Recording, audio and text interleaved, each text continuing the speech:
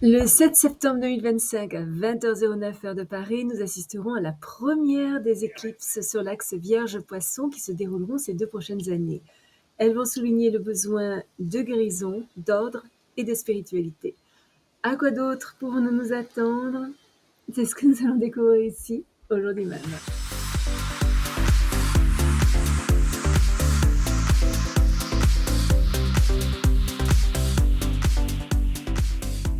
Bonjour, Michel Karen, astrologue, chamane, bienvenue sur ma chaîne dédiée à l'utilisation pratique de l'astrologie pour mener une vie meilleure. Cette éclipse lunaire en Poisson à 15°22 intensifie notre intuition, approfondit nos sentiments et accroît notre sensibilité psychique. Elle se produit presque au même degré que celle de septembre 2006, 15° Poisson, de septembre 1998 à 1940 Poisson. Il est donc peut-être judicieux de se souvenir de ce qui se passait dans nos vies à ces moments-là, parce que ça nous donnera une idée de ce qui est susceptible de se produire maintenant. La maison astrologique, domaine de notre vie dans notre thème de naissance où elle tombe, ainsi que les planètes de notre naissance situées entre 10°22 et 20°22 Poisson, révéleront les changements qui vont se produire dans nos vies. Nos impressions sont vives et couvrent un large spectre d'expériences. C'est le moment idéal pour identifier nos véritables besoins émotionnels et nous libérer de vieilles blessures, de schémas dépassés, de mauvaises habitudes, d'attitudes de contrôle et surtout des routines rigides. Nous devons intensifier notre foi, notre confiance et notre spiritualité. Les personnes instables pourraient se montrer un petit peu plus influençables et facilement blessées que d'habitude. Cette éclipse pourrait réveiller une grande irrationalité, un complexe de persécution ou dans des cas extrêmes des tendances psychotiques.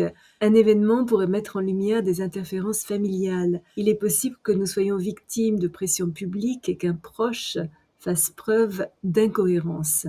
Tiraillés dans des directions contradictoires, pris par une multitude de petits voyages ou des appels téléphoniques, nous prenons conscience de schémas émotionnels jusqu'alors inconscients qui peuvent avoir faussé notre perception de la réalité. Pour éviter irritation ou confusion, il est essentiel que nous ne nous perdions pas dans des futilités et surtout que nous fassions tout notre possible pour maîtriser nos émotions, accepter notre transformation personnelle et communiquer clairement. Hypersensibles, capables d'empathie et de bienveillance envers les autres, nous essayons peut-être de nous adapter un petit peu à chacun, mais pour protéger notre vulnérabilité, il est essentiel que nous établissions des limites émotionnelles claires.